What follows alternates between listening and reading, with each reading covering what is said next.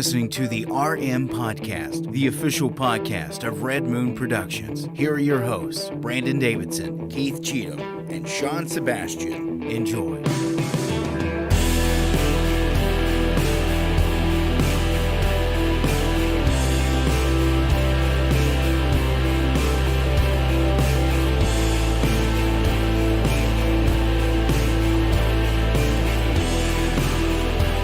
Welcome to another episode of the Red Moon Podcast, live every single Tuesday night, YouTube, Facebook, Rumble, soon, Twitch, Twitter, everywhere, all the lives. What about the TikToks? TikToks? Yeah, we got to do TikTok. We don't have a license there. I am one of your hosts, Brandon Davidson, alongside our normal new host, Sean Sebastian. And TikTok Todd. TikTok Todd. There he is. He's joining us. Oh, he's drinking that Voodoo Ranger again. Yeah, TikTok Todd likes Voodoo Ranger. It's refreshing. Isn't it just wonderful? Isn't it lovely? You know what's lovely is every Tuesday night I get to spend with you guys. Aww. Oh, I got to slow that slider down. That's Slow going that way slider. It's going way too fast. Slow that slider. We gotta slow that slider. Yeah, it's going way too fast. is. It's like it's blazing. We want people to get like motion sickness watching this show. I don't want them to get sick while they're drinking their Voodoo Ranger at home. Voodoo Ranger. We got a packed show. We got another Halloween review for We got everybody. 2 reviews again. Yep. Another We new got one on headlines. the block. That's right. Amsterdam came out this past weekend. We're reviewing that. Amsterdam. Late breaking news in the headline world, which happens to be Marvel pushing everything back.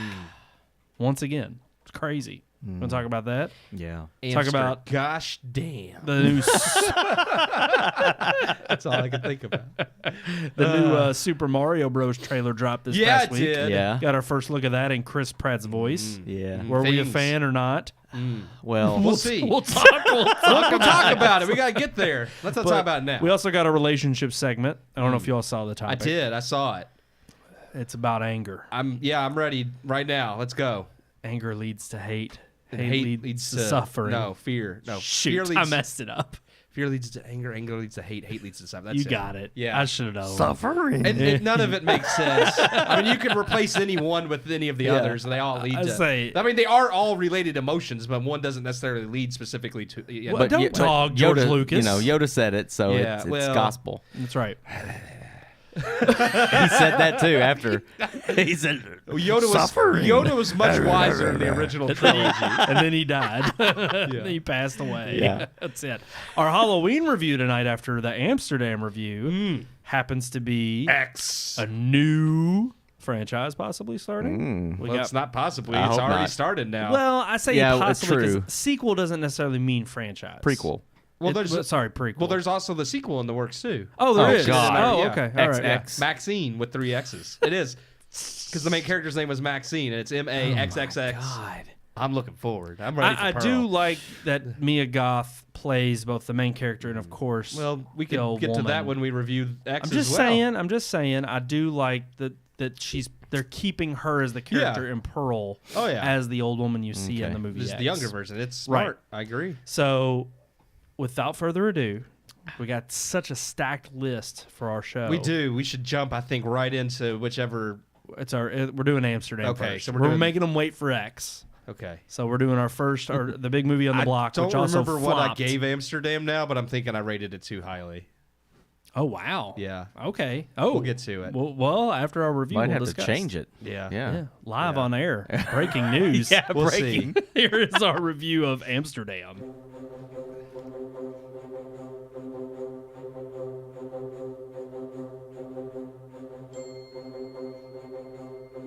We all know Hollywood likes to preach at us, and those who can virtue signal the best are those who are often awarded the best in Hollywood. Unfortunately, this often leads to endless amounts of trite, pretentious films more concerned with conveying the correct social agenda than evoking authentic emotion or imparting universal themes or morals. It turns directors with promise into egotists who double down on the pretentiousness they were awarded for, rather than dig deep to build upon what caused that initial connection with audiences. David O. Russell is such a director.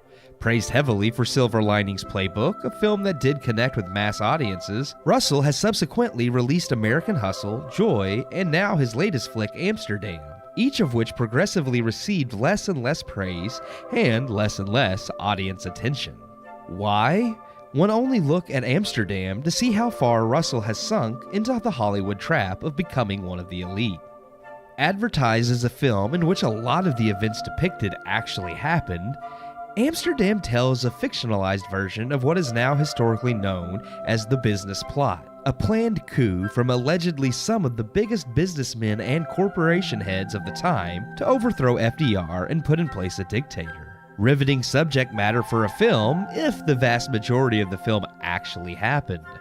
Starring Christian Bale, Margot Robbie, and John David Washington, while the film uses the business plot as the basis of its plot, the majority of the characters involved are made up, with not a lot of details known about the real event, which was almost immediately foiled, and largely believed at the time to even be a hoax. While it is certain the coup was not a hoax, the legitimacy of how much a threat to our democracy said plan was is questionable, and the film uses it more to reflect upon the climate today. Russell does so through a quirky and humorous film, where every character feels as if they have ADD, and all the dialogue also feels as if the writers also suffer from ADD. It's fast-paced and manic, and characters also talk in circles before arriving back at the plot. All of this is actually done fairly well, the humor lands nicely the majority of the film, and none of its all-star cast feel out of place, with each delivering a solid performance. The humor and quirky dialogue, however, is the talented part of Russell. But in his struggle to not lose favor with the rest of his soapbox colleagues, Russell uses the event and his film to drive home themes of love and the purpose of life that are hollow and meaningless, coming from characters we don't have much emotional connection to. With heavy-handed parallels within the film to today's climate, decrying the media and big business owners, all the while being the product of the media and big business owners. It's an odd mashup of something that could have been good, but rings hollow, lost in its own misguided understanding of humanity, life, love, and freedom. Russell came in hot to his career, but with each film feels like he's just pandering now to try to remain relevant in the eyes of Academy voters. His film commits the crime of misrepresenting history, something decried within the film itself.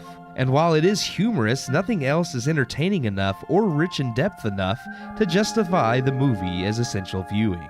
I give Amsterdam 2 out of 4 stars. 2 out of 4 stars. Now, Keith, Are you going to change that? you said that you were thinking about lowering Yeah, I just it. really have a problem with how much of this movie is actually fake. And it's not Okay. a terrible movie. I have a question for you, though, when it comes to your score. That's why I originally gave it 2, because it's not a terrible movie. So I was like, as a movie, I feel like 2 stars is probably just, but it just really bugs me how much they are I was trying just to wondering play if up. something Yeah. you find out later about the movie, does that change your score? Should it change your score? I think if they're trying to display it as being more truthful than it is, because they do advertise it, and the beginning of the movie does A lot begin of with, this actually a lot of this happened? actually happened, and a lot of but this then right at the didn't beginning, happen. it's like, No. hardly any of this happened. What does it say? No, it says a lot it of this says, actually yeah. happens. Yeah, at the I beginning thought of it the said like a lot of this stuff They almost included it. happened. No, or- they included or- it in the trailer, and they included it at the Okay. beginning of the movie. It's and like a they- lot of this actually happened, and almost none of it actually happened, other than the Yeah. main premise of this coup that even at the time wasn't taking very seriously. They were just like, yeah, it did happen. Some of these people did try to. They made a plan to overthrow FDR. That's true, Right. But it was never anywhere close to being successful or a serious threat. Is my understanding of it. Yeah. kind of Yeah. like when Governor Whitmer was almost kidnapped, and they realized and found out that that was actually FBI agents who set that up. But we don't have to go into that. No. So let's talk about the movie Amsterdam. It's always the government's fault. Yeah. But Yeah. anyways, Yeah. So about this movie, I would agree with 2 out of 4 in the sense that if you completely got rid of any of the, again, the nonsense that they call factual, Right. Because it's really not. It truly is. I think that's being accurate. 90% of it's made up. Yeah. Yeah. The last little bit of the film in which they kind of in the very general... a lot of exposition is said to kind of showcase what once it unfolds and you find out what the mystery that they've been chasing after in the whole movie. But even then, I didn't like the roundup. I didn't like the way everything wrapped and came to a conclusion. And I hated the fact that it was like, I had to knock off more stars because I'm like, well, it's not a terrible movie. At the end of the day, it was like the motivation behind it, and even the way in which Christian Bale's character tries to put a nice little bow on, it's love and kindness and the emotions that we feel when we're with those who we care about and those who we love. Like, it was just, it felt very forced and extremely, I'm like, the whole movie could have given you that little insinuation throughout by just seeing those characters interact with each other. Yeah. We didn't need exposition or a monologue. It didn't fit the tone of the rest of the film. It didn't, not at all. So I agree, 2 out of 4 stars. The ending also has that problem that I think a lot of precocious and pretentious movies do now, where they're not. They think they're smart, but they're not sure that the average audience got it. So then they do the exposition. They dumb it down. They do the exposition dump at the end. Like, we were witty and creative throughout the whole movie, but now because we think you're dumber than we are, let's explain the whole movie at the end. Which is funny because then it's like, who do you think is showing up to even see your movie if that's the case? Yeah. It's like, why would you insult them that way? Well, nobody showed up to see this movie. No, it bombed. So not as bad as Bros. And trust me, I sent you all a text. I was like, I've seen 3 or 4 articles from different sources talking about how this movie bombed, and yet I didn't see one article, about justifying the bomb that Bros had last week. And it dropped another 55%. It dropped 55%. It barely raked in, I think, around 2 million this weekend for a cumulative of a worldwide gross of about 8.9 million. Wow. It had a 20 million budget and 30 million marketing. Like, I don't understand. It really blows my mind. Yeah. And they're already saying how much this one was a $100 million budget, and it only grossed 10 million. Yeah. So that's a huge loss. But I'm like, that equates to the same loss that Bros is having for their studio as well.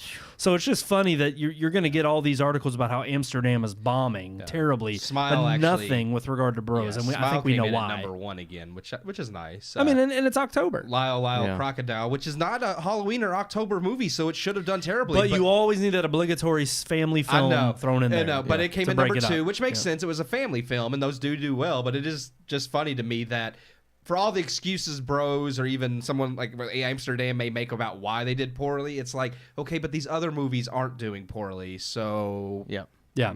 Sean, what did you think about Amsterdam? I gave it 2 also. Again, after the film is when I, went home and went down the rabbit hole on Google trying to figure out, because I'm like, wow, this is a pretty substantial, pretty elaborate. If this really happened, I want to know about it because I've never heard about this. Yeah. And I mean, again, why. it's like, after reading about it, I'm like, wow, they took a lot of liberty I in this think film. they took a situation that they can make parallels to. Well, with it never had situations. anything. It never had anything to do with Nazi Germany either. No. When I read the story about it, the whole fives and all this stuff and how they, made this Nazi kind of a semi-Nazi emblem, that's completely fabricated. There was no secret organization. They were trying to instill a fascist regime, but it wasn't anything to do with Hitler or Mussolini. Well, what I read is that it was in response to FDR taking us off the gold standard, and they were afraid that would cause inflation to skyrocket and create, So it was like they tried to tie it in with World War II but that's why they wanted to overthrow FDR, not because of. But that's okay. That's weird. That's weird too, because inflation's not that high now. Sorry, Are you saying we should go back to a gold standard, Brandon? No, I'm saying we should form a coup called the Red Moon Coup. Yeah. Right here on the Red Moon Podcast. The FBI's going to be coming knocking. Yeah. I only am saying it because I want David O. Russell in 60 years to make a film about it. There we go. Right here on the Red Moon Podcast. And 90% of it, 10% of it will be true. That's what I'm saying. Yeah. Freedom of speech. 3 of us, I'm going to be Margot Robbie.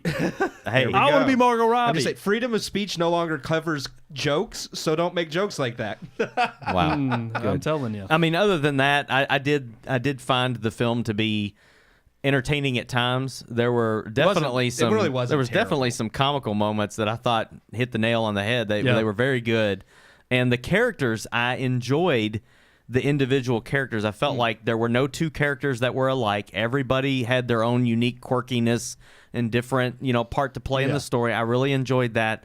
Especially, I actually, to me, they're only in there twice in maybe a total of 5 minutes of film. But the freaking the CIA or detectives or whatever, They were great. I thought Mike Myers and Michael Shannon. Oh, I'm thinking were the great. other ones, the private eyes. Those two guys were good too. Yeah. But I was just saying the two private eyes and then Michael Shannon and Mike Myers. They were the levity actually, throughout the film. Enjoy every scene they were in. Yes. I was like, Yeah. okay, But, I would watch them banter back and forth as their own movie. True. Yeah. There were just some issues I had with the story. I did not. I understand the jumping back in time to kind of show where they got their start, how they met. I didn't like where it was in the film. I didn't like that it was relatively close to the. I wish they would have given me bits and pieces of the past mixed in with the present instead of just going, straight to the past and then deliberately making it a storytelling device of like, we're going to jump to this, then for come 30 back, or 40 minutes of and the then film jump, and then come back to the present time. And it wasn't bad, but I felt like I would have responded better if they broke it up. That even made me think, though, that was deliberately done in the editing room. Yeah. That they weren't intending to film it, or they obviously you film it out of order, but they weren't intending to make the movie that way. I think it was much more streamlined, and I think to add some creativity and to maybe like liven it up a little bit, they did that intentionally. Yeah. Because I agree. I think it probably seemed a lot flatter had they gone the other route. But like you said, then you risk the idea of confusing the audience and jumping around all over the place. And truth be told, even with the characters, and I agree. I thought a lot of them were lighthearted enough that they were quirky and it kept me interested in them and their motivations. But it seemed like a cheap knockoff of a Wes Anderson film. Yeah. And I felt like that so many times I was watching, and it just didn't have it didn't have the same appeal as a Wes Anderson film because it's not played throughout, and obviously it just doesn't have his touch. I mean, that's what makes Wes Anderson Wes Anderson. Yeah, it's funny because in the review I compared it to is like the writing was almost like they had ADD and was just very, and like that can be well done. Wes Anderson does it perfectly, but this movie didn't quite have that touch where they could go off on a tangent and then bring it back around. Yeah. Even Tarantino has like with his dialogues where they could go on about just the most dumb thing, but then it always comes back to the plot. And I mean, it's such a realistic type of like how you talk with your friends in real life that Tarantino nails it. And I just feel like this movie was trying too hard to be like this witty and funny dialogue thing that was mostly good, but it wasn't as tight or as well done as I think Anderson or Tarantino. Yeah. No, I agree. And I would ultimately say it truthfully, I was going to say it's worth a watch, but it's one of those movies where sadly, and this is sad because we've talked about how divisive 2 stars can be. It's not a terrible movie if you, again, ignore the falsehoods. But ultimately, I just think it's one of those that if you do skip it, you're not missing anything. Yeah. There's Or no it's, reason it's to one of those to movies, visit too, it. where you won't rewatch it. It's not, absolutely It's going to not. come and go. This isn't going to be another crack at the Well, Oscars for Russell, I think. You mentioned it in the review, but truthfully, his last 2 films have been. That's what I'm saying. American Hustle and Joy come and gone. He Nobody came remembers in those. hot with Silver Linings Playbook. Yeah. A lot of people loved that movie. It did well It's a good in award movie. season. It is a great It is. movie. But then after that, I was like, American Hustle, Joy. It's like he steadily declined. And I said in the review, it's almost like he's trying hard to still be noticed by the Academy rather than focus on making. Well, when like, you what pick was- like a dozen A-listers and even Yes. throw Taylor Swift in there, Yes. it just seems like it's like celebrity every movie pandering. now. It's like I remember did. when I loved her part though. She I did love that she fine. got ran over by a car. Oh yeah. That was Trust me, fantastic. that was the best Spoiler. part of the movie. But yeah, I She just- did that well. I really feel like with all his movies now, it's like he's like, look at what I did with Silver Linings. Remember how I was nominated for that? Like, I could still do that. Look, I'm doing more of that. And it's like, no, we don't need the pretentious crap. Yeah. We need the good stuff. Agreed. Yeah. I would say Jennifer Lawrence would have been better to replace Taylor Swift. I'd rather see her get hit by a car than Taylor Swift. That's a toss-up, really. I don't know. Taylor Swift is never wronged me. I'm indifferent towards her. That's what I'm saying. No, I can't stand Jennifer Lawrence, I would rather her get hit by Yeah. the car. I mean, I don't like Jennifer. No, I don't like either one of them equally. They're both up there. Really? If you had put both, maybe they could have been twins, like Siamese twins, and both gotten thrown under there. I would have been okay with that. And maybe Taylor Swift is so tall. Maybe they wouldn't be joined at be the like shoulder. It'd be Jennifer Lawrence's shoulder and Taylor Swift's side. No. They're joined at the brain because they share only one brain. Well, then Taylor Swift's gonna be stooped over like. Yeah, she's And then gonna it could be. She's gonna have back turned problems. Into... I would have been fine with that. Like the Zelda and Pet Cemetery. Oh, God. Never get out of bed again. Yes. Taylor Twisted and contorted. Never get out of bed again. But then they could See, end up... this is the dialogue that Keith's talking about. That ADD dialogue. Yeah. There you go. This is it right here. This is movie magic Yeah. right This here. is. I'm telling Yeah. you. And I we're think- doing it better than David O. Russell did. I agree. Easily. I Yeah. agree. They could have made it a horror film, and when they got thrown under, they get split at the head and just bleed out. That would have been great. Split 3. Split 3. All right. We good to move along? We are. let's do we that. are. Let's do it. Let's move on Moving to our right along. Halloween review this I like week, it. Let's do it. which is the first of 2, and of course 3 is on the way. Maybe we'll review that one down the road. Yeah, that one's not coming out this year. No. The first 2 did.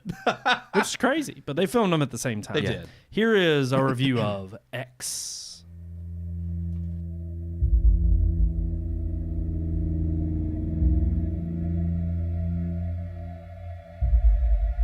Week 3 of our Halloween franchise reviews is here, and unlike the last 2 weeks that saw us return to old franchises, this week we see the beginning of a new franchise as we review X. Released earlier in March of this year, X has already garnered a prequel, Pearl, which is currently in theaters. Garnering praise from critics and audiences, X was popular enough to justify Pearl's release, with the sequel also in the works. So what is it about X that springboarded a successful horror franchise in such a short amount of time? Written and directed by Ty West, X is built upon the bones of classic horror films with its own flair mixed in. Much like Barbarian felt inspired by the works of Wes Craven, X and its director appear to have taken a page out of horror legend Tobe Hooper's book. With X being a more effective modern-day Texas Chainsaw Massacre than Netflix's remake that also dropped earlier this year. Fused with a touch of Boogie Nights, as X revolves around a crew of amateur pornography filmmakers and stars Mia Goth as Maxine Minks, an aspiring pornographic actress. The film begins with Mia and her boyfriend and producer, Wayne, portrayed by Martin Henderson, and the other crew members traveling to an old farm on which Wayne has rented a guest house to stay and film his latest porno, The Farmer's Daughter, unbeknownst to the farm's owners, Howard and Pearl. Throughout the film, Pearl spies upon the film crew where she grows aroused and jealous of their youth and vitality. Pearl's resentment begins to grow deadly as the crew disappear one by one. X is a shocking and effective horror film, but never rises much above the exploitation-style slasher it's paying homage to. Most of the horror is divided between shock factor and actual tension and terror, with director Ty West showcasing skill in both regard. And while the tension building up to the shocking moments is well done, there's just not quite enough depth to the characters for the shock factor to be effective as anything more than sheer disturbing imagery. To be fair, the marketing around X was never disingenuous about the type of film it is. The movie is an odd blend of Texas Chainsaw Massacre and Boogie Nights, but not just because of the backwoods setting and gore and the main character's affiliation with pornography. The characters are humorous, with banter and characteristics of the cast being reminiscent of Boogie Nights. Mixed with a common fear of being stranded in the backwoods while being picked off in grisly manner, X fully succeeds in being the type of horror film West wants it to be. Where it loses me is in irredeemable characters we never grow to care about, and muddied ideas about sexuality. The film doesn't explicitly promote much of its content as good, but it also never takes the time to reflect on the evil of what's happening either. The point is the shock and the horror. Don't look for much depth of theme or morals here. Popular enough to warrant a prequel and a sequel, X is strangely fun to watch at times with solid horror moments, but left me wanting more. Rarely do I feel a need for horror stories to explore their killer when said killers are presented as mysterious anomalies. But Pearl's desires and reasoning for her actions are so specific, X felt like a large chunk of its story was missing. With the film, Pearl, having secretly been filmed back-to-back with X and now released to equal acclaim, X feels like a start to something larger, but doesn't offer up quite enough on its own. Now with Pearl out to explore its titular killer, I can say X left me intrigued enough to want to see how this killer came to be. X doesn't stand quite enough on its own, with its disturbing nature being its biggest selling point, but it is an interesting start to a franchise that could elevate X as a first film as long as Pearl and X's sequel can deliver. I give X 2.5 out of 4 stars. You should have known what we were talking about during the review. Edith is having problems. I can't show it. I don't know if I can't get down There's there. toilet paper rolls all over the floor. I can't get the camera that Edie low. decided to raid the bathroom.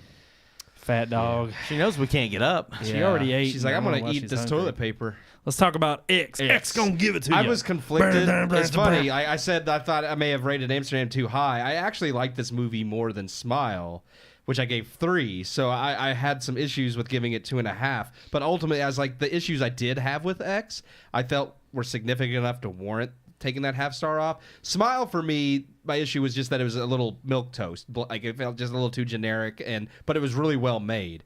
This one's not generic. Like, it definitely entertained me more than Smile, but I felt like some of the, as far as its production went, it had missteps more significant than Smile, which was just and for me, I think part of that I mentioned in the movie was that part of it felt like there was some story missing. They hint at a lot of backstory for Pearl, but they don't really give you that. But then you find out they filmed Pearl at the same time, and that's backstory. So I'm like, okay, see, I'm okay with that. That makes some sense. I can go see Pearl, and maybe if Pearl's good too, then it'll elevate X, knowing like there's this whole story here.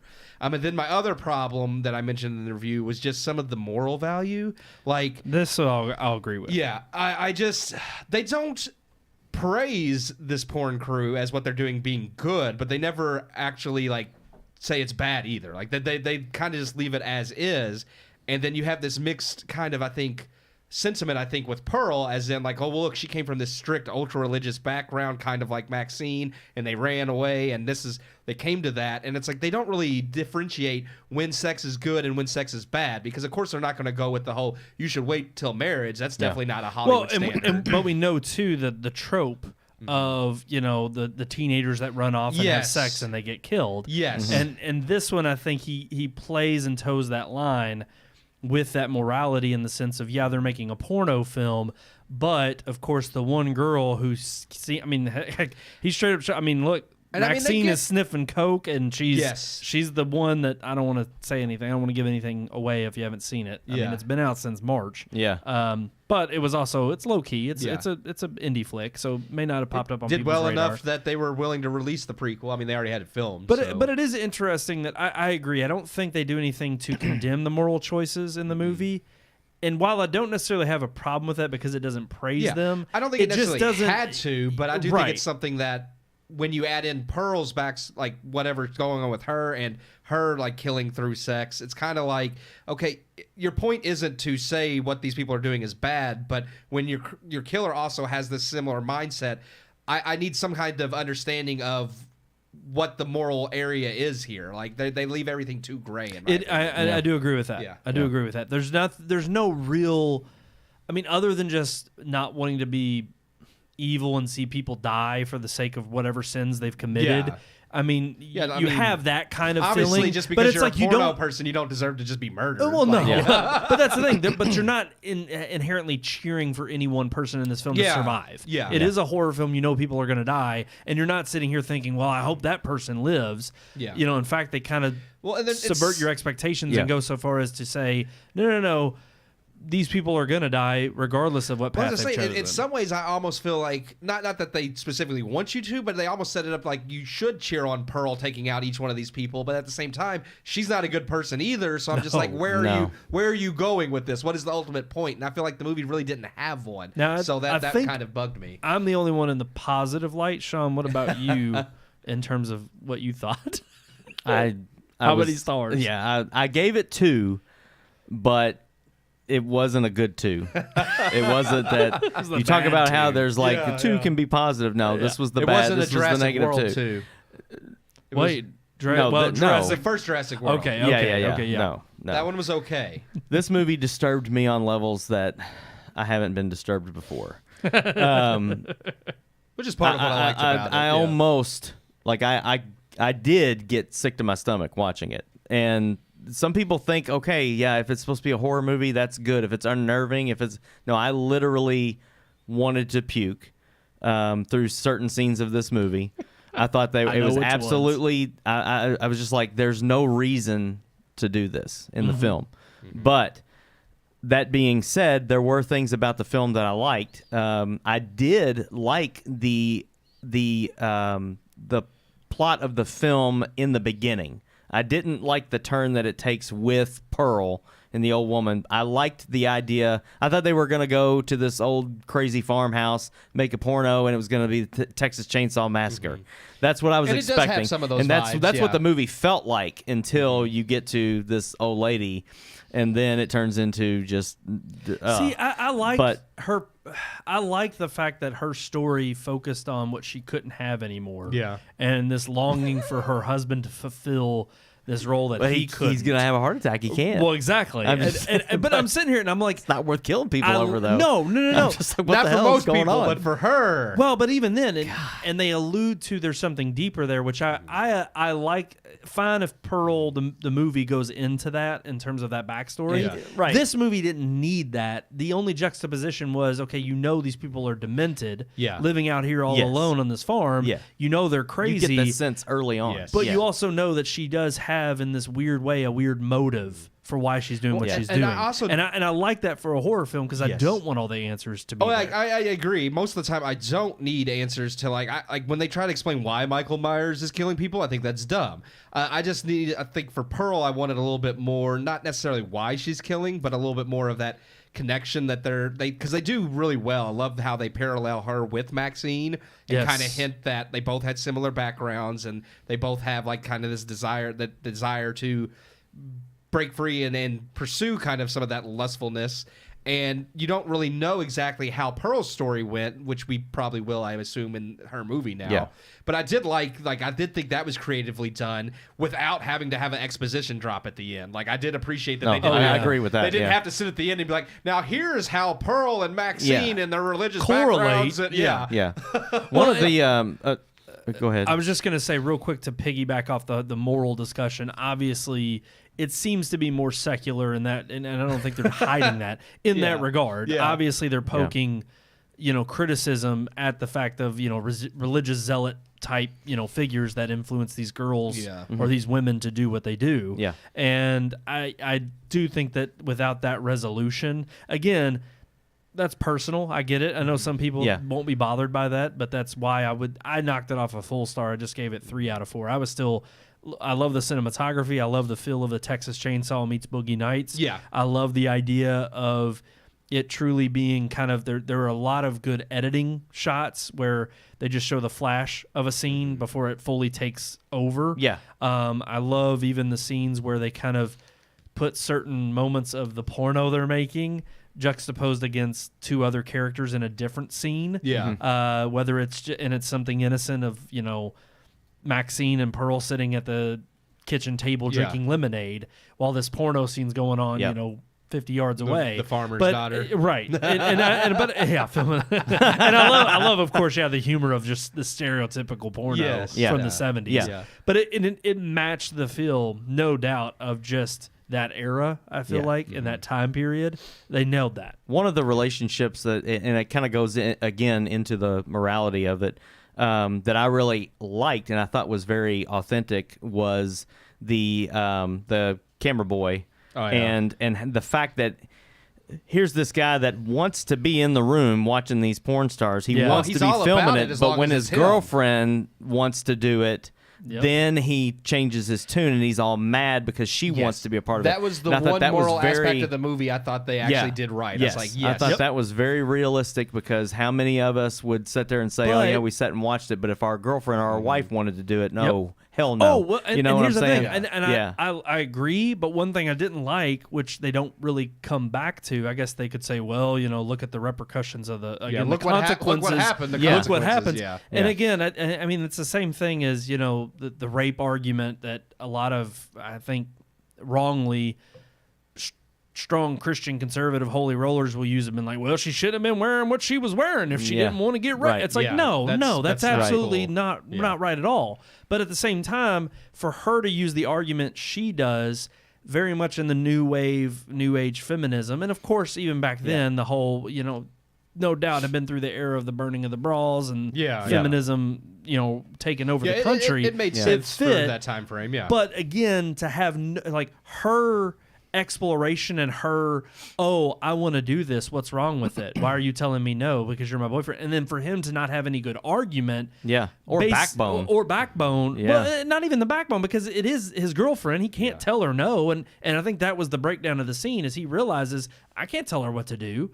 And even then one guy who is Wayne, who is fiance is would have been great in that. It would have been good. But Wayne, whose fiance is Maxine, and he's sitting here watching her screw, and yet at the same time, it's like, but they're, again, he doesn't the care. whole That's conversation. He's making money. I thought the whole conversation right after their day of shooting was authentic in terms of that crowd of people. Yes. And I even loved kind of the, busting out the guitar and we're just going to sit here and sing, freaking Bob Dylan. I thought that fit perfectly for that type of crowd. Yeah. But again, them not kind of juxtaposing any kind of, they had the moral ambiguity, but because they don't really shape it in terms of saying, yay, this is okay, or no. Well, Hollywood's afraid to I don't think it's afraid. I think they're outright, it's blatant. I think they're willing to say that just because these people go down this road and this path and this lifestyle, they don't deserve to have what's coming to them. Afraid may have been the wrong word, but that's what I mean. Is like they don't have, that moral backbone to be like, this is wrong, because to them sex with whoever's okay. Well, I was gonna say they downright would celebrate it. Yeah, and they like if you want to have sex, go have sex with whoever you want. And that's what I'm saying. It was a little bit contrived that the character, the boyfriend character, could not have an argument that was worth its weight in gold, simply because that would have given too much credibility to saying, well, this is wrong. Yeah, and even you kind of have that again. Spoiler alert. It happens to Jenna Ortega's character, who is the girlfriend who decides, I want to do this. She's gonna do it, When she runs out and she's screaming and she's like, no, look what you got me into. I hate you all. And she just blisteringly runs out the door, of course, not knowing what's coming, only to get shot. And immediately you're sitting here thinking, well, if she had just waited and calmed down and not let her emotions get the best of her, she would have found out that, she wouldn't have gone down that road. Yet at the same time, it's like, but she was, doing these things and she shouldn't have been here at all. But again, I think it raises some questions, but I think morally speaking, it more leans towards, no, these were just poor defenseless souls that shouldn't have been slaughtered. Yeah, it points the finger, like you said, at the religious people or the religious zealot, but at the same time, it does not go into the fact that people in the porn industry, especially women, are completely manipulated. They're addicted to drugs most of the time. They're working and doing this job to pay for an addiction. It's absolutely insane. Like, and I think too, in the time period, because you mentioned Boogie Nights, and Boogie Nights, it's a family of these porn stars, and nobody's forced to really do it. Nobody's being held hostage, if you will. That was back in the 70s. It does show the drugs, and it shows that side of it. No, but it shows him getting beat to a pulp at the end of the film. I think Boogie Nights shows you perfectly just the ramifications of how bad that lifestyle can be. Oh, no, I'm not saying it's a good lifestyle. I'm just saying in the 70s, it was a different industry than it is now. Now definitely. it's servitude to pay something off. I mean, it is completely different now. If you watch any of those documentaries, like After Porn Ends, things like that, you hear these women tell their stories. It's a very... I think it's always kind of been that thing, Yeah, but I feel like back in the 70s and late 60s, it was a little bit different. It definitely wasn't. It was more of a choice. Like so many things in our culture, it's like one thing that starts out as seemingly sounding like freedom of choice, or even innocent, really is slavery to this sin just gets worse and worse, right? Well, and I mean, but at the end of the day, you don't feel any sense of fulfillment, and the slave aspect comes in after years and years of attaining what it is you sought after, but realizing you're no much more. You're still empty inside. It didn't fulfill anything, and that's kind of where I don't know if they're going to explore that in the sequel, not the prequel. Pearl's the prequel about Pearl's character. Yeah, but if we see a sequel with Maxine, who knows? We'll see. Yeah. But I don't know. I thought overall, I still gave it 3 stars. I thought it was a great horror film.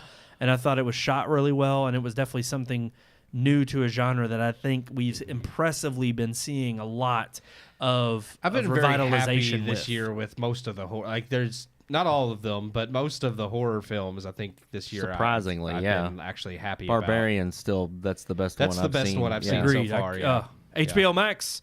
It's coming October 25th. Just in time for Halloween. I will be watching that. I'll watch it. Same. Again. Yeah. We even had one of our friends who went and saw it this past week, and she hated it. I kind of saw that coming, but I wasn't. Yeah. Melissa Burris. Oh, really? She couldn't stand it. Wow. She texted us. She was like, I think y'all did not think that was a good movie. I think there's going to be a lot of people that won't like it, and a lot of people that will. I think it'll be a little bit more divisive just because of the nature of what no is, doubt. So, Yeah. But definitely far better than X, I think. I thought it was actually. better than Smile. So I Smile, I think, is the weakest one I've seen so far. Agreed. Well, Hellraiser's the worst one I've seen so far, yeah. but we didn't review that. Yeah. So. Yeah, we'll talk about that another time. Yeah. No, Let's we won't. move into. We don't need to. won't. Let's move into our headlines for this evening.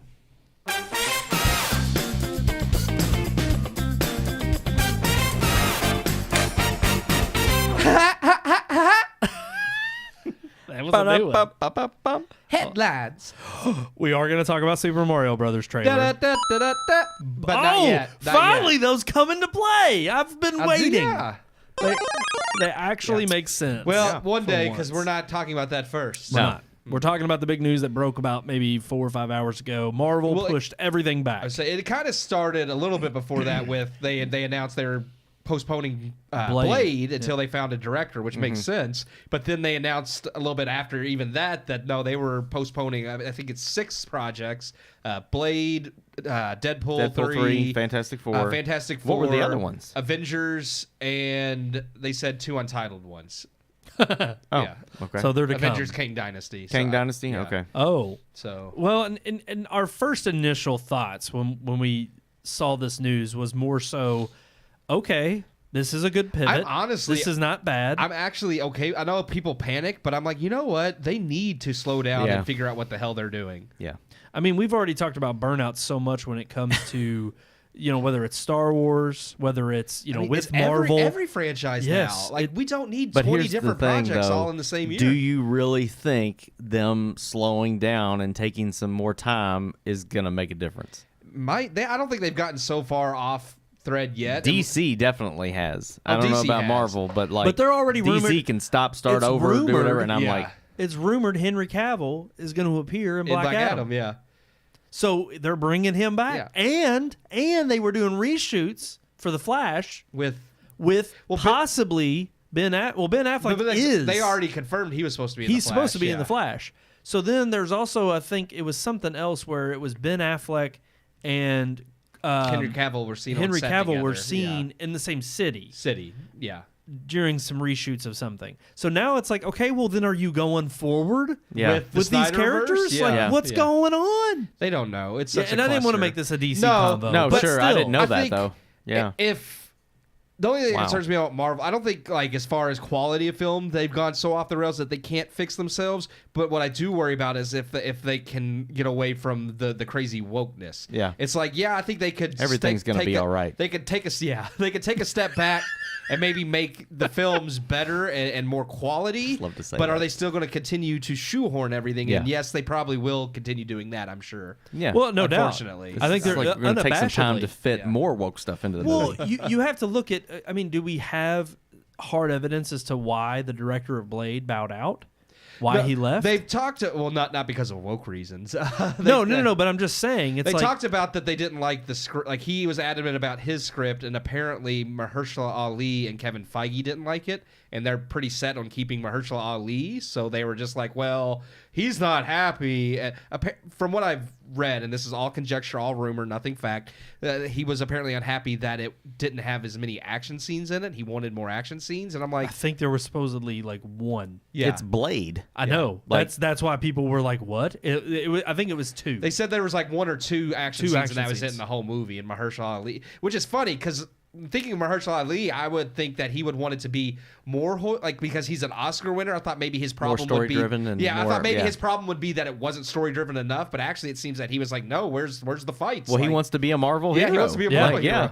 And I think there should be a balance, obviously. Like, don't scrap your story just for action. But truth be still- told, that's been part, just like with this one actress, and I'm forgetting her name, in She-Hulk. Not the main actress. the one that plays Tamil, is it? yeah, Jamil. Yeah. Something like that, yeah. But I'm sitting here and I'm thinking, she She's a joke. tweeted about how she wanted it, a dream come true to be in the Marvel universe, and she's really upset that people don't like it. But you know what? Hey, she got her money, and I'm she just said she sitting got to live her dream. Yeah, but, she got to live her it dream. boils down to the same thing. It's like, well, I got rich, so I don't care. Yeah, I got paid, and I just this Marvel is money. the epitome of what Marvel has become.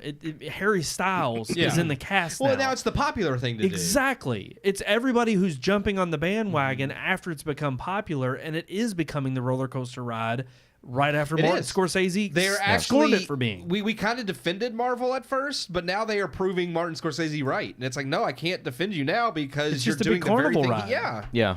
And I hate to say it, but I don't. It's not that I don't have much hope for the Marvel franchise because everything's being pushed back.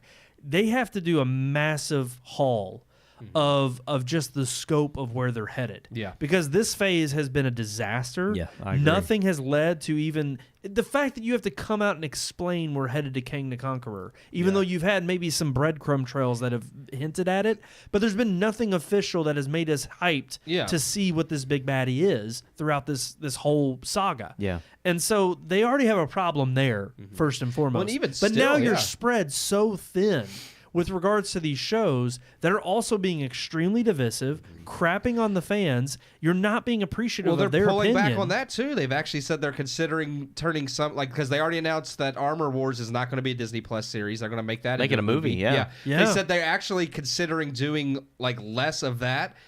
Of the long-running series now, and making some of them movies and some of them specials, like the Werewolf by Night just dropped was. Okay. So they're considering no longer doing like they still will have some shows, but they're not going to pump out as many like 8-episode or more series. And I'm like, maybe that is a good idea. Maybe No doubt. It's like maybe you're beginning to realize that quantity isn't the way to Yeah. go. Yeah. No, I mean, I Black Widow is a good example of that for me. Like, that's not a. To me, that's a movie that's perfectly fine being dished out on Disney Plus. I didn't need to go see that in theaters. It wasn't good enough to merit all of that. It was okay, but it's kind of like that could have easily. They could have tried to make that into a series, And it would have been too and it would have drawn been out. too. Yeah, exactly. too drawn Make it into a movie. I feel the same way with Armor Wars. It's like, yeah, if especially if it's going to be Don Cheadle. Yeah, I if think he's going to be there's no War reason. Machine and they're going to do that and give him a movie, that I'm fine with that. I'd rather have the movie than 10 episodes. I think Falcon and the Winter Soldier was too drawn That out. could have been a could have movie. been a movie and Exactly. been just fine. Yeah. Yes. Which he's getting a movie now. It's like, well, why didn't you do that to begin with? Yeah, I haven't know. seen it, but I've kind of heard the same thing with Hawkeye. I like Hawkeye. But Hawkeye could have been short. Like it could have been a movie and been more. And it's weird because even they've even spoken about how the series themselves were supposed to be like these short bursts of we're just going to tell this episodic tale. It's maybe 6-7 episodes. We're in, we're out. Yeah. And it just is kind of a bridging of the gap. But then there's still this issue of, okay, but is the story still necessary to tell? Because then you get something like Scarlet Witch and WandaVision, and how almost everything in that entire series became obsolete or just it was I wouldn't say it was obsolete. It built up to It a lot wasn't that needed. seems significant, but then when you get to Doctor Strange, they just crapped over everything they built up to. Right. With But I do WandaVision. feel like for you to understand Doctor Strange 2, You have to you see have it. to see WandaVision. You're right. And I don't like that. If you're going to give me a show that I can enjoy in between some of these films, don't make it so grossly connected Well, that think I about have it to this watch way. the show to get the movie. It's like if you're watching a series on television, whether it's The Sopranos, Game of Thrones, Lost. Yeah. I mean, you don't start out in the 4th or 5th season. Yeah. But if the writers in the 4th or 5th season said, well, we've got to appeal to new fans, so we're going to just completely crap or forget all that we've already created in the past 4 seasons. We're going to start fresh in this season and start over to get them on board, to try to get them to come on and still kind of include some little nods for our old fan base.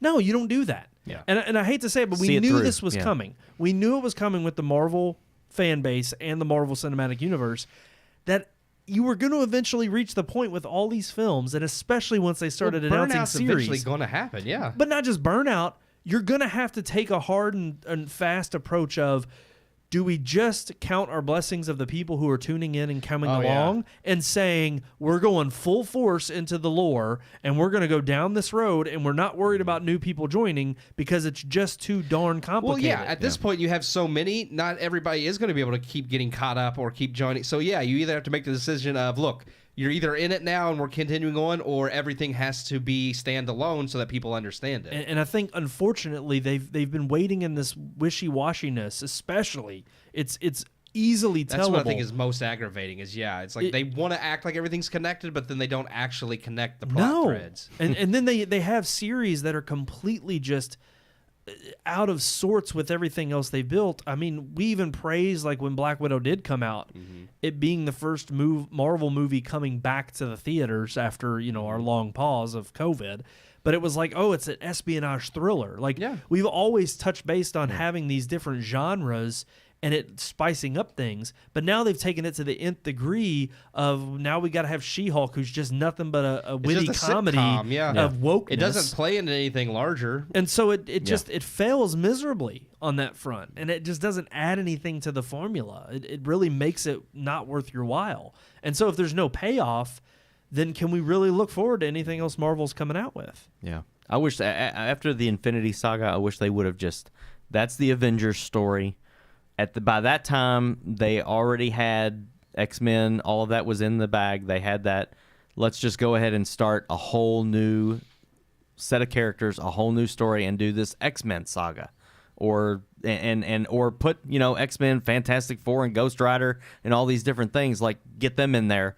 Forget the Avengers. They're done. Their big story arc is over. Let's let it end. Let's let it die. Tony Stark's dead. He started it. He finished it. Let's stop. And then just move on with all these new characters.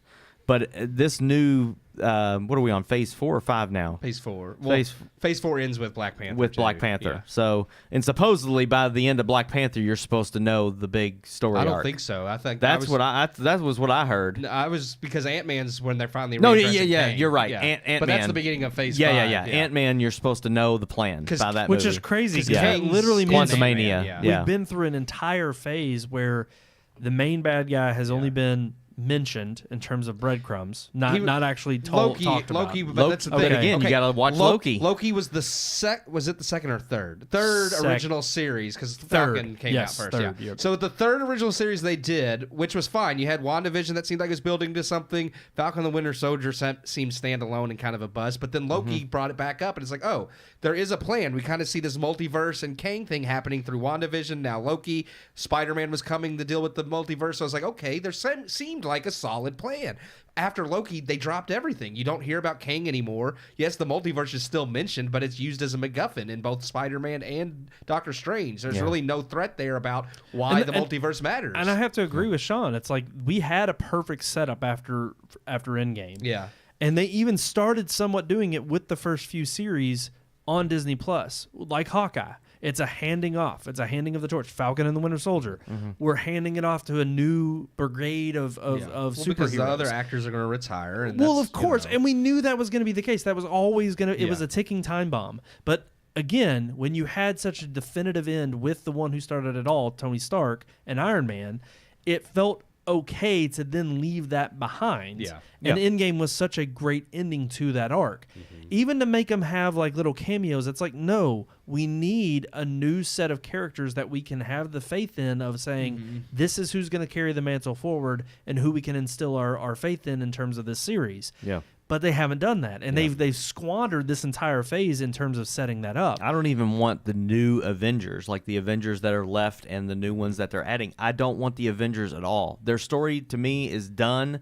Let's move on to other Marvel properties. I think you still have to include them unless you're just going to create a new universe entirely. Because if you only focus on the X-Men, it's like, well, why aren't the remaining Avengers trying to? We still have that problem now. Why aren't these other superheroes ever showing up, trying to help? It's I have to keep. Yeah. Continuing a little bit, but I think they are waiting too long to introduce characters people care about. They're trying to go all in on these B and C level characters. When they have things like at the beginning of Doctor Strange, you have Guardians of the Galaxy. Yeah.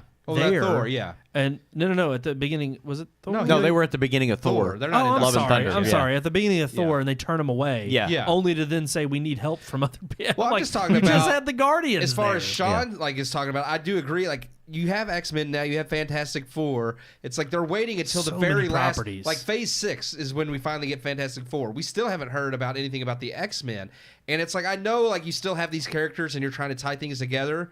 But you can't force characters who were never that popular in the comics to all of a sudden be popular in movies either. That's why Eternals failed. It's like quit giving people crap they don't care that much about just because Guardians of the Galaxies happen to work. Like not every other odd character is going to work that way. It's like bring in the characters people care about and then add these characters as secondary characters that people will grow to love because they are alongside of the ones that we do care about. I really think with Marvel, if they get when they do X-Men, if they get that wrong, Oh, it's over. it's over. Because I especially really after do. I think Fox, the yeah. Avengers is huge. Avengers are huge with Marvel fans. But I'm telling you right now, the X-Men, that is the bread and butter of Marvel. And I really feel like if they screw that up, it is going to be curtains. I don't for know Marvel. if it'll kill the MCU entirely because No, I mean, look at how Fox, but I'm saying you're going to lose millions of fans if you get the X-Men wrong. It could be. I mean, look, it could be Rings of Power bad. Oh yeah. It really could be. I mean, you just destroyed an entire franchise. Yeah. Nobody's gonna be talking about that show. But yeah, and if you get the X-Men wrong, I hate to say it, when you own the entire property, I mean that no doubt is. I have the no biggest faith that they'll get the X-Men right because they're going to want to Well, use and it that's the problem. for Well, yeah. Well, they just, and I think that's the biggest writing on the wall. I think the biggest writing on the wall at this point is they're so contaminated with amateur behavior, with the way in which they.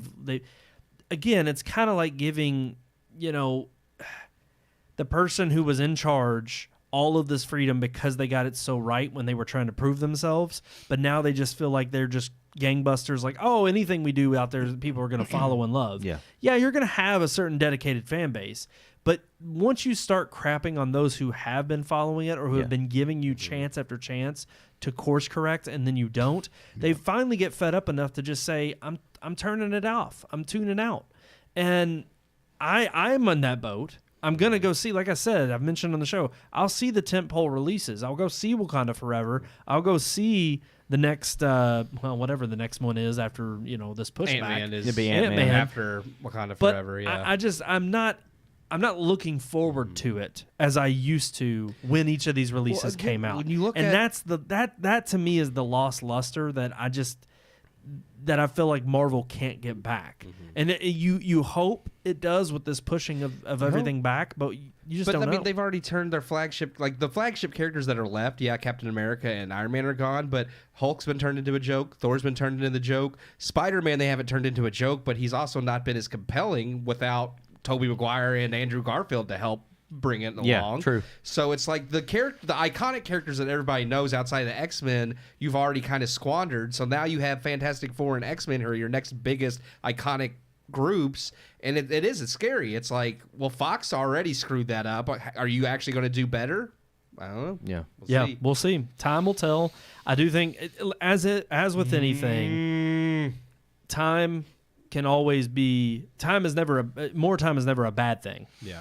But you still have to prove. But you have to actually, use it wisely. Exactly. And you can still squander it. I love it. I love it. Before we move on to that, I just want a quick word. Because we followed the story ever since it broke last year. Oh, it's been almost a year ago. There's a couple stories we've kept up with, Baldwin settled with Helena Hutchins' widower, her husband, and he settled for it's an undisclosed amount, but he is going to become an executive producer on Rust. It will continue filming in January of 2023. Okay. And they will, I guess, as they've said, release the film in her honor to bring her last vision to light. This closes the civil case in that regard. There's still other pending litigation out there. The state's still investigating, The state is still investigating in terms of the wrongful death suit that could come against Alec Baldwin. We don't know. I still believe in my heart of hearts, regardless of if he's settled with her husband. Yeah. I still feel that he needs to be held accountable for the life that he took and the negligence he had on set. I very much fear that he's just going to walk away with no more than a slap on the wrist. Mm-hmm. I don't want that, though. I do think he needs to be held accountable. I think he needs to realize that, yes, you are responsible for this, no matter what you say, and you deserve to see jail time. I mean, I don't know. I'm hoping the state doesn't drop it. I hope they move forward and they pursue convicting him, but we'll see. They could easily use this as an instance of saying, nope, we've settled with the husband. What else do you want? Yeah. Right, What yeah. else more do you Yeah. need? And I mean, not only is I'm sure it's an ungodly amount of money, but on top of that, as an executive producer of the film, he's going to reap the benefits of the film when That's it the does idea. release too. I think so. that was It's the kind of idea. like, we'll give you a part of a stake in the film too. Right. So it's one of those things, and people are going to go see it because of they're the gonna promote attention it that's been because drawn to it. They're going to promote it because we need to see this and sponsor it because of Helena they'll Hutchins. do it. It's like, this is in honor of her, so you have to go see it. Right. Yeah. Well, if you go see it, her family gets some of the benefits. Yeah. So it's kind of like. They'll guilt trip you into they'll seeing get you it. into seeing They it. really I mean, I ain't Exactly. gonna lie. Ever since the But guess who else gets controversy money? broke, I kind of Guess wanted who to else see it gets money from it? regardless. One of the other producers, Baldwin. Alec That's Baldwin. right. That's Yeah. right. Absolutely. Let's Or move no, on. I could see him easily coming out and saying any proceeds I receive from this film will directly go to her family. I could see him easily doing Yeah, he'll that. say Or it. to a charity that prevents gun violence, something like that. That promotes.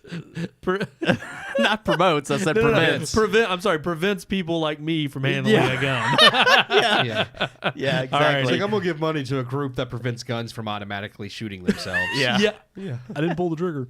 Alrighty. ahead. Now let's talk about the big one on the block, which happens to be the new Mario movie trailer. Yeah, Let's talk about it. I'm looking forward to it. I like the trailer. I like the trailer. I'm not convinced by Chris Pratt's voice. Here's the I thing. think that's been the most Yes. divisive part of the I'm Yeah. not against him not doing the high-pitched squeaky the voice. Italian like I know a voice. lot of people are upset the Yeah. original voice actor's not doing it. An hour and a half of him doing that voice would have gotten old fast. I'm not like I've played Mario 64. I can agree with that. I Yeah. don't think I want to hear the. I would agree. I don't think we've heard anything more than. Have you seen the? It's a Mario. Have you It's seen like- the no, he video has in a that lot they of his- did with the original voice? Oh, it's awful. I hate it. Oh really? Oh, you didn't like it? I didn't like it. Oh, okay. They fill it in. They with used that. AI to reproduce Mario's Yeah. voice in the Really? trailer, and I thought for a trailer it did sound good. But I am agreeing with Keith that I watched after an that hour trailer and 40 and I minutes thought if of an hour of yeah, him doing that, I think Be would get annoying I old think as that would be hell. annoying. Yeah. And I think that's why. Here's the two arguments I've heard. They went with Chris Pratt because he's a well-known name. Oh, yeah, and he's going to draw absolutely. Yeah, audiences. it wasn't just- so no doubt yeah. that's why they did it, and I can agree well, with he's a that. good voice actor too. But I think that's the other problem. While I understand and I agree that I wouldn't be on the side of going with the original Mario's, because he literally does like one or two lines at Yeah. a time. He doesn't do Something in that I vein. don't think he could Yeah. do the emotion that maybe we're going to see from Yes. this. Yeah. But I also am sitting here thinking, but you do have people who do voice acting for a living. Yes. And they could do such a better job and still do a faithful adaptation of an emotional Mario. I wanted something in the in a vein live- of in a- Mario, in a not film. maybe not that high pitched, but still something that sounds like it's hard to tell. There's very little of him actually speaking in the trailer. it's only a line. It did seem like some people said they thought he had a little bit of a New York accent, and I was like, yeah, I thought he was trying some type of accent because I mean there is a huge It Italian definitely community sounds higher in New York. pitched too, Yeah. but So, not high. So that I'm like, high-pitched. I want to see more of him actually speaking before I fully judge it. Yeah. Because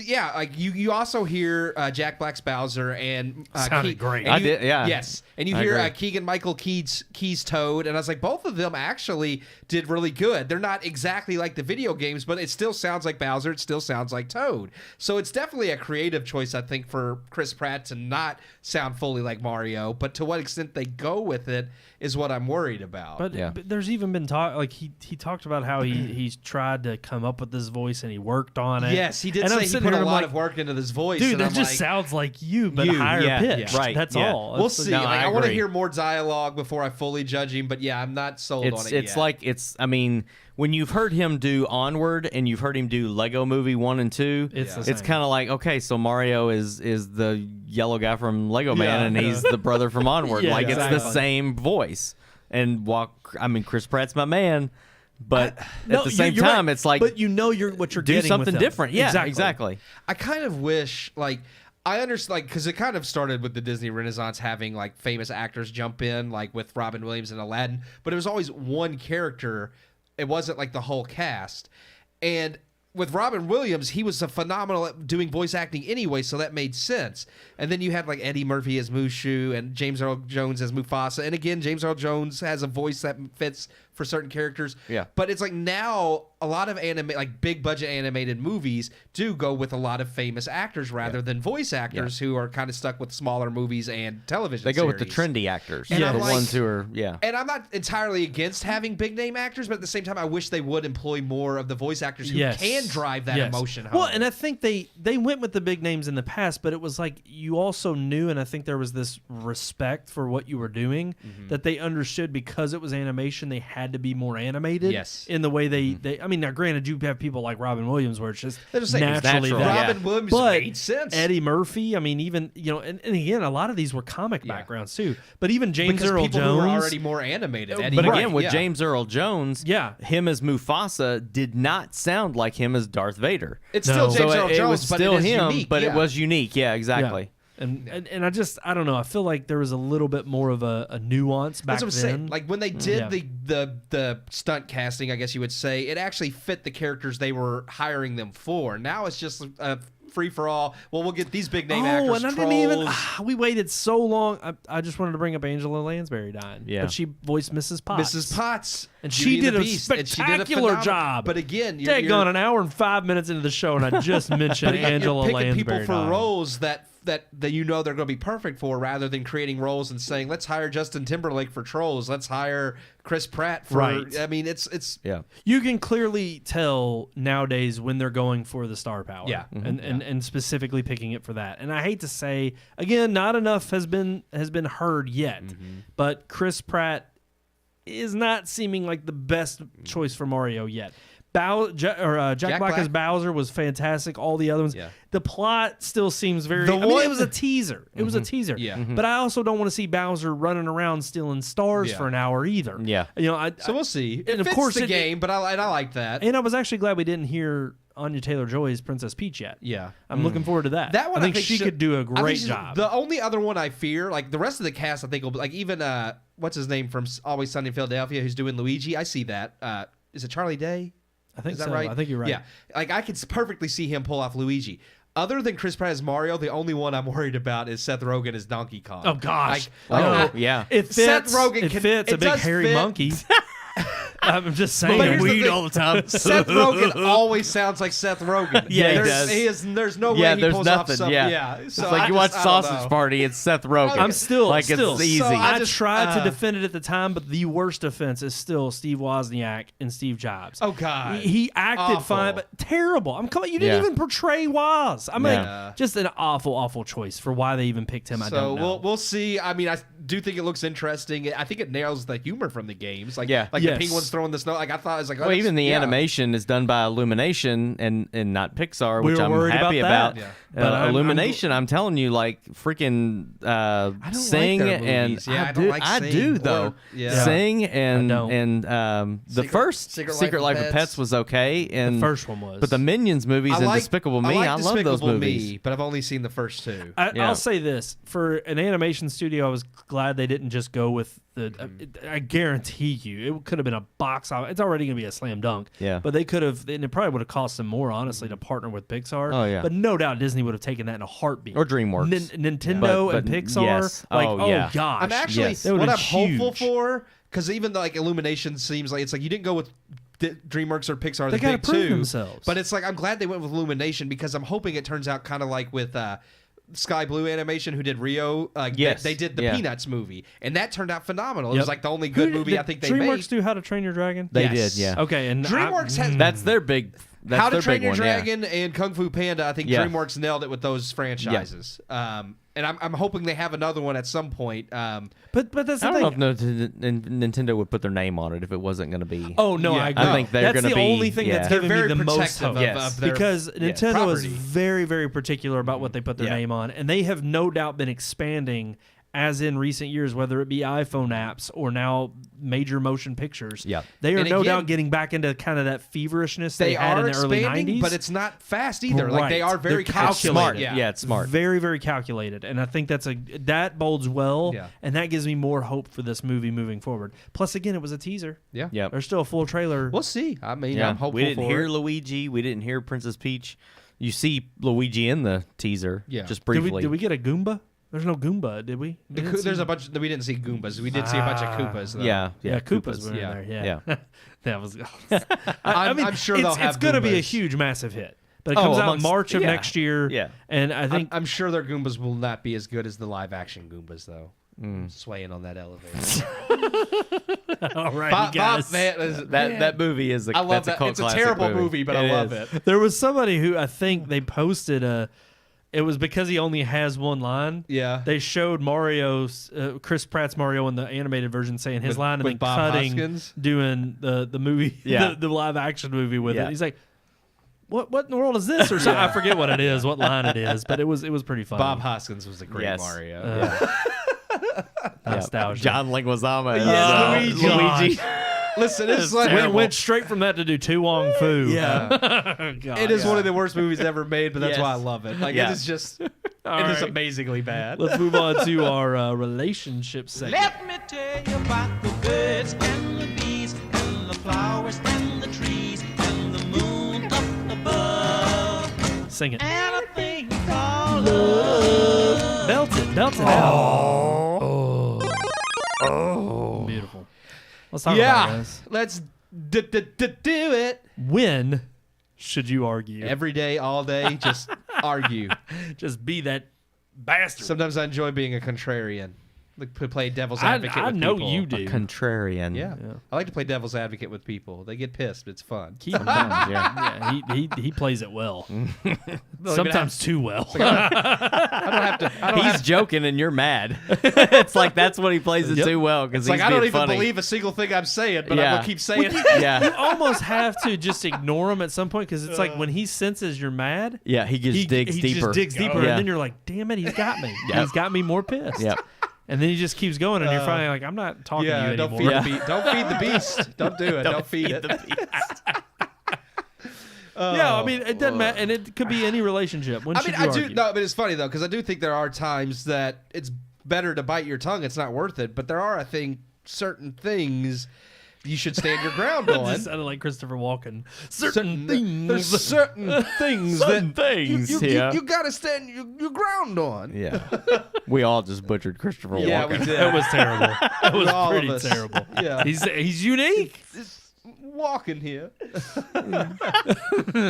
But anyways, continue. I'm sorry. No, I was just like, I think when it comes to like certain moral things or making sure you're not getting like walked over, like I'm not saying go in and like argue with your boss on a regular basis, but if like your boss is asking you to do something that is not right, like then yeah, you have a right to stand up and say, no, I'm not going to do this. Or if there's a certain like moral aspect that I think like if someone's asking you to do something, whether you go to the movies, I know Brandon had his run in with the guy asking to put the mask on, and Brandon made a statement, but he didn't stand there and argue the whole time because he knew like that's a futile argument. But at the same time, he's not going to just let his morals just be trounced over. So No, there I specifically made especially during the COVID debacle. Yeah. And I think a lot of people are eating their own words now because so much of it's becoming what we some of it's all coming knew out, was and bullshit. you're seeing the fact that But I think especially when it came to that, no, I debated and I told you all that it was going to be a hard issue to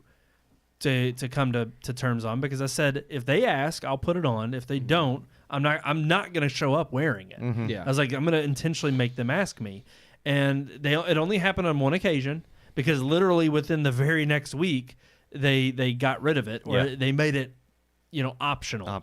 But and also even when I did wear it the one time, I wore it through the lobby, and I got into the theater and I took it off. Yeah. Because, of course, I knew they weren't going to police it. And the guy who was demanding it was the manager. And ultimately, I felt like he was only doing it because he thought he had to, but he was being kind of a prick about it. Everything he does is he's always a prick. Yeah, well, AMC's just in shambles because of him. Yeah. I don't know which one's the manager. I don't know. I haven't seen him in a while. I haven't. It may be a new maybe one. I don't know. they gave him the boot because I haven't seen him in a long all time of Keith's either. bad reviews. I mean, we literally had flies flying around the urinal this week. Yeah. We've not had that yet. There Well, that were reminds gnats. me, I do have there another were one. pecker I do gnats have flying another around. review thing. I need to do that one. Get that free popcorn. Man, I wish I'd For got telling the some pictures truth. of those flies. Tell the truth. But I mean, I do have another one as far as like when you should argue. But I mean, I do remember like, okay, doing things at my house and having like family help, and then them wanting to be like, well, we should do this or this, and I'm like, no. It's my house. Yeah. Yes. I want to do it this way. Yeah. And whether you don't like that idea or not, like that's how I want the room to look because it's my home. Yep. And it's not to be rude or inconsiderate. You of their don't have to help. live with it. Well, it's not to be rude or inconsiderate of their help or to argue for arguing's sake. But at that point, it's like, do I just go along with it because I don't want to argue with my family? No, it's my home. I want to make sure like it's the way I want it every day. I have to be there. Yeah. So that's an example I just remembered. But I mean, yeah, I think there are times definitely it's okay to argue. I don't think you should do it every chance you get. Yeah. I think there's a difference, too, between argue and debate. Yeah. And that's like debate can be healthy. Yeah. Being argumentative is usually arguing is usually used in a negative connotation. It's kind of like a negative thing. But debating someone because of something you're passionate about or something you believe in, and you're not willing to budge, and you're going to state the reason and support, why you believe that, then I think it's okay. I try my best not to be argumentative. I like a healthy debate, and I'm perfectly within the realm of being schooled in a debate, and walking away and saying, okay, yeah. I mean, we're gonna agree to disagree, but I don't. To me, argumentative is more negative, like fighting, and that's something that like there's not a. I argue with my kids because I know I'm right and they're wrong. Well, you're and the father. I mean, right. You are the yeah, that's what I'm saying. figurehead. It's like, but like arguing with my wife, 9 times out of 10, it may start that way, but it ends up becoming more of a debate. It's like, well, we'll give your reasons for why you feel that way, and I'll give my reasons. But who and wins we'll the see. debate? And that I don't know. And I think that's one of the things about like a debate is like, yeah, when you argue, there almost is a definitive person who wins. When you debate, it's not so much. I don't really know how you can even judge who wins a debate because most of the time you debate, people walk away with the same beliefs they came in with. But in official debates, they do have a winner. Like I know, but I'm just like, unless you have people that change their minds because of what you said, then you didn't really win. You stated your obvious opinions, and they stated that's their why I've obvious always opinions. loved Dennis Prager's saying, prefer clarity to agreement. Yeah. And it's like, at least in that case, especially, I think that's another thing too, is like you said, arguing typically does come from a standpoint of being, Standoffish causing or friction and something. specifically being, demeaning and to a degree. Demean. But I also think you have to have that groundwork laid out ahead of you before you enter into a discussion, because it's like, okay, are we coming to this where we're going to voice our opinions differently? Yeah. Because I think, and I'll be honest with you, I think especially in today's world, this is becoming a huge issue. Culturally, politically, it's driven by politics, but people just state overwhelmingly how they feel about something by telling you as if you agree with them. And I can't stand it. And it's Assuming that you agree with it. Assuming that I agree with them. They assume that they're so right that you can't exactly like do anything but agree with them. Yeah. If you're a sane person, you wouldn't dare disagree with this. Yeah. There was a guy at work the other day, and he was just like, well, I don't know how you plan on spending, well, I guess if you celebrate the racist holiday, I don't know if we still get that off. And I'm Columbus just sitting, Day? Columbus Day.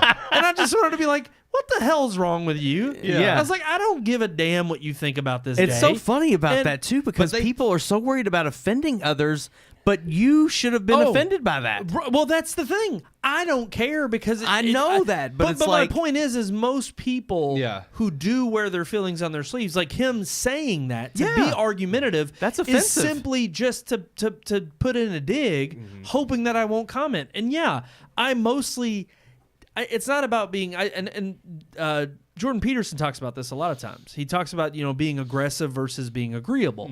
And he says often, men are more aggressive, which is why they'll work longer hours to get that better salary, to climb the corporate ladder, than they will be agreeable, because agreeableness tends to just kind of go with the flow. Yeah. I happen to be in a much more agreeable fashion because typically I'm not going to cause friction unless I feel like I'm backed into a corner where it is me having to defend my Then it's morals or my defensive. values. Yeah, it's defensive, though. Right. And agree. And then it becomes defensive, and it's how well, because trust me, there were a couple times where with the same person I've sparred and I've very plainly stated that I'm not budging on this issue. I have this stance and I'm letting you know where I stand, and you can't convince me otherwise. And he had simply was like, okay, agree to disagree. And it's like, for the most part, that's the way it should be. Yeah. But the fact that you even have to arrive in a tumultuous way to that conclusion proves that so many people are walking around, I think, with this false validity of not only do they live in their own bubble and believe what they believe, but they truly are so insecure with what they believe that they have to feel that when they expend that information or their view, that it is then compounded, because you didn't argue with me or disagree, then that means I'm right. Yeah. So now I can feel validated in my reasoning. Like, if you don't trust, if you don't believe this, then they throw out the whole bigot, the racist, and then when you don't argue, you're like, okay, yeah, I am right. Right. And it's like, no, and it's like, we're just not worth the energy. Yeah. Right. And that's more or less where I come down. I eventually get to the point where I'm like, I'm not making a mountain out of a molehill. Because I don't care how you and I are not in a position where we're creating policy for laws right now. So it's not worth me going to this, because at the end of the day, I get paid by being here and doing my job. Yeah. So I'm not here to talk about political policy and whether or not this is good or bad. I think for me, if I'm shooting the crap with somebody that I do agree with, then that's cool. And if there's things that come up in conversation, that's great. And hopefully you meet people who are a little bit more willing to converse. But it's absolutely incinerating. I was just gonna say, I think another. I'm not going to argue aspect- with you. You go ahead. I was just saying, I think for me, another aspect that I find funny that another reason I don't argue is that like that person, when they can't convince you that they're right or they can't sway you to their side and you give a rebuttal that they disagree with, their feelings get hurt. My feelings don't get hurt. You can say what you want to me all day long. I don't care. I disagree with you, and it's not going to hurt my feelings. But the minute that I refuse to agree with you, you get butthurt. So it's like, I'm not going to go into that argument because why are your feelings going to get hurt over the fact that I won't budge on my beliefs? Right. No. Yeah. I mean, we've all. I mean, even in this room? Yeah, we've all had text messages and conversations and arguments and it's Weekly, daily. It's kind of like, but like we had one about a year ago or almost a year ago, and it's just like, I understand, like the way, the tone. Yes. That maybe that I texted that, or the tone that you took away from a text message, it makes it, turns it into an argument. But at the same time, it's kind of like, okay, like I get it. I stated what I believe, and you don't. I'm not trying to change your mind. I'm not trying to say you have to believe that. Right. And I'm not offended or feelings hurt. Yeah. I'm more worried about if I hurt your feelings or offended you. Shit, I'm sorry. I didn't mean to. That wasn't my intent, and that's often the case with me, because I just spat stuff out sometimes, and it isn't my intent to hurt anybody.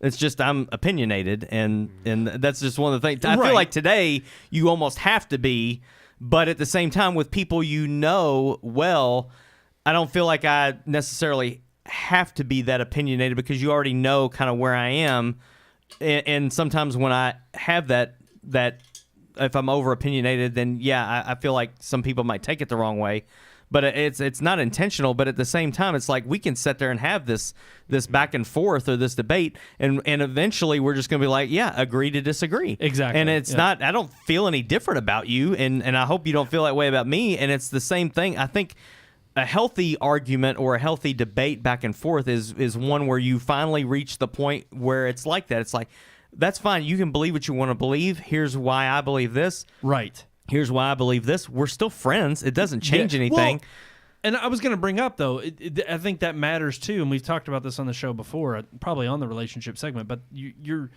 it also matters with regards to where you're at in the circle of your friendship and the level of your friendship. Yeah. Obviously, I'm going to care more about what I may say to you all and how it affects you all, because I do care about your feelings and your emotions more so than I do at work. But then there's also that feeling of, oh, if I'm working alongside this person and I see them day in and day out, you want a cordial, functioning friendship or relationship with that person so that you don't have this animosity, because it can very well become an issue.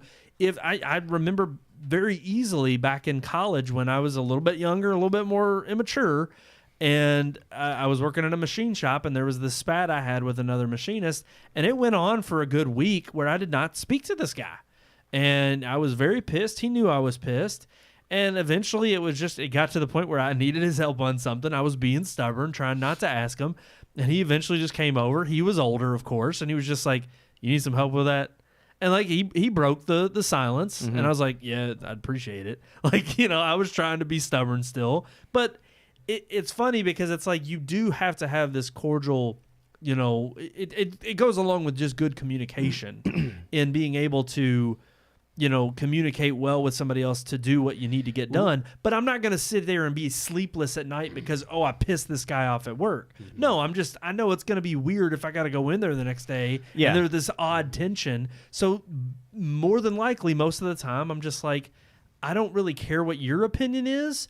You probably don't care what mine is. So instead, I just kind of make the assumption from the outset, if you are boneheaded enough to just assert your opinion on me as if I agree with it, I'm going to simply find a way to peaceably say, no, I don't. But then also, that's as far as I'll go. We don't have to go any further. Yeah. We all have to live alongside each other. We all have to work alongside each other. It's like there has to be some type of civility, and clarity over agreement would go a long way towards people being able to just get along and live life. Because right now, everybody wants to be at each other's throats because it's like, oh, you don't believe exactly what I believe? Well, now but you're you an know evil what person. really started that? Your truth versus my truth. Yes, true. Yeah. When we lost the truth, Yes. and traded that for a lie of your own truth, Yep. and multiple truths, that's where your opinion no longer is right. I am right because it's my truth. Well, and that's the other thing, to misconstrued a idea of perception of life, because we've all had different life experiences. Nobody's denying that.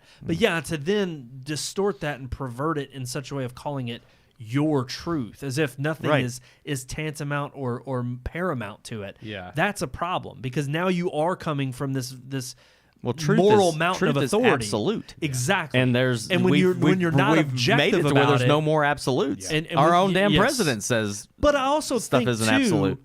that so much of that still comes from the perspective also of how important every issue is. And it's like, no, not everything is a life or death issue. No, and if they I all are. disagree with you on something that is a macro level issue, we may have a vigorous, passionate debate about how what you think is wrong and what I think is wrong. But at the end of the day, you should still be able to go and break bread with that person, because guess what? You're two people sitting in a room debating and discussing this. You're not two people who are going to solve the world's issues and be the dictator tomorrow to make a decision. We're all getting screwed over by the government. We might as well get along about it. We can all agree on that. I mean, now even the left side is starting to agree. Exactly. Yeah, Well, it's like we're in a bad way. We're all getting Yeah. screwed. We might as well get along while we do it. I mean, a perfect example of what you just said, though, is like some of the things that we debate about when it comes to religion. And it's like you have salvation issues, and you have secondary and third tier level issues, and those aren't the ones that Those aren't people the ones that get hung That's up not on. the one you get knocked down, drag out arguments over. Right. That's when it comes to salvation. Like if you don't believe this, you're not saved. Right. But if you don't believe in when the rapture is going to happen, or whether the Earth is 6,000 or 60 billion years old, Exactly. that's not an issue that you're ready to go to arms over. It shouldn't be. And I think, like, again, like when you talk about this person at work, yeah, you don't lose sleep overnight over what a person at work Hell cares no. about. But I Love you mean, guys. but Hell yeah, no. but I lose sleep at night over what my closest friends feel. Yep. I don't want to go to bed at night knowing that I hurt my wife's Or feelings Amelia. or that I hurt my friend's feelings. Exactly. And I am that person that I will not let it die until we've figured It's this figured out. it out. Exactly. Like I'm I'm the male that has to fix everything. Well, I just want you have to to know see everything right now fixed. you've hurt my feelings. Well, suck it up. We'll talk about it later. I'll text you later. I just don't want you. I just don't want you to have a peaceful night's sleep. That's all. I'll say, don't text me later. I'll I'm text gonna you be I'm 3 gonna in try the to get morning. I'll be 3 like, hours Keith, of sleep. What is it, man? What happened? Brandon will What get did I into say? He'll get into an argument over the fact What did that I you're not say, letting or him how did I sleep. say it? Or Just shut up! I'm trying Yeah. to sleep. yeah. Oh, I'm freaking. And I know y'all probably do it to me, and that's fine. But it's like if I'm texting too much, it's like, do not disturb. Like I need it on right Yeah. now. It's like I'm busy. Sometimes I want want to say it. Sometimes I want to just say "Do not disturb." I want to type Well, it. it's funny because I've noticed in why you group just put that chats, on there, yeah. you don't see it. It's only an individual. Oh, like, okay. like in the Red Moon text Yeah. between us, It doesn't show when it he's in- won't show it. Yeah. But if you go to my actual just individual text thread, it'll show he's in Oh, Do Not okay. Disturb. Well, that's I why gotcha. I've honestly tried to start going to texting people. Like there's times when I've texted Sean individually because it's like Brandon's either busy right now Or at work. or it's Yeah. it's a conversation that like I know like if it's something you haven't seen yet, like certain shows that me and Yeah, Sean have we've seen, done that, okay, yeah. It's Well, like today why you text sent in me the something group when I about know you're the not gonna see it? NFL. Oh yeah. And I was like, He knows I don't like Yeah. football. Yeah, so like yeah. Sean I doesn't, don't I was like, Sean care. doesn't follow the NFL, so I sent it Yeah. to Brandon. Yeah. Yeah. But it's just like things like that where it's like, yeah, that makes complete sense. Yeah. But I ultimately, yeah, it's like, okay, Yeah. yes, it's good to argue to work things out. But again, remember who you're arguing with. Yeah. A clarity to agreement is the best kind of medicine you can take. But also just know that you're not there to have vitriol and Yeah. hatred in your heart. You love the people that you're with. At least kind of have some Christ-like behavior Yeah. towards the when you get overcome with all the hatred. Yeah. Just what would Jesus do? I'm as Right. bad as hell, and I'm not going to take this anymore. That's in Matthew 24. Yeah. There you go. That Jesus says that. It's in red letters. I'm as mad as hell. That's exactly what he I'm not said. gonna- Yeah, it's That's like when he one was of the overturning one of the the, many times he talks about hell. When he was overturning He the flipped the tables, table and and says, said, I'm mad as hell. and I'm not going to take this anymore in the temple. Thank you all so much for tuning in. If you have your own thoughts on what we should agree or not agree, argue, Argue. agree to disagree, Clarity. we should have in terms of arguing or not arguing or discussing or debating, why don't you let us know Yeah. by easily emailing us Where? rmpodcast@redmoonproductions.com. I don't know. Well, That's not before it. we get to you That's saying not it, Yeah. that's the old-fashioned way. You can also like, share, subscribe on all of our social platforms: Red Moon Book, Red Moon Tweet, Red Moon Pics, and search for Red Moon Productions on When- YouTube and on Rumble. When are Search we for going us to on do that. TikTok or OnlyFans? We need to get on one of those. I think we should do an OnlyFans. Y'all didn't get the OnlyFans? We should have a login? Red Moon OnlyFans. Yeah, I sent that out about a Yeah, month we ago. talked about this We tonight. need to make that up. I seriously, I sent out that login. If you want us to make a Red Moon's OnlyFans, please email us at rmpodcast@redmoonproductions.com. Can you do your Mario voice? Beautiful. My Mario? Does he voice? have Do a Mario I don't voice. know if I have one. I want to hear you do the Oh, email as Mario. I don't. It's the me. I can't do it. Yeah. I can't. I don't think he's ever done it. I can't go high pitched. What can you do, Chewbacca? I can.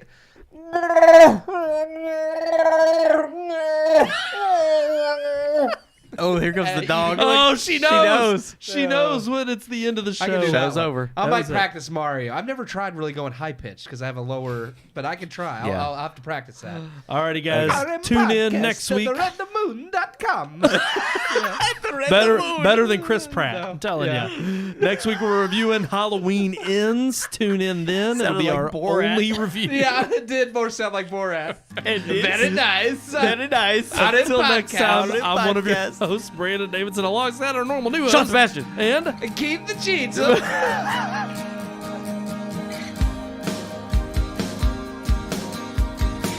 We hope you enjoyed this week's episode. For more reviews, previous podcast shows, and everything Red Moon, visit our website, redmoonproductions.com. You can also like us on Facebook or follow us on Twitter by searching for Red Moon Productions, LLC. We'll see you at the movies.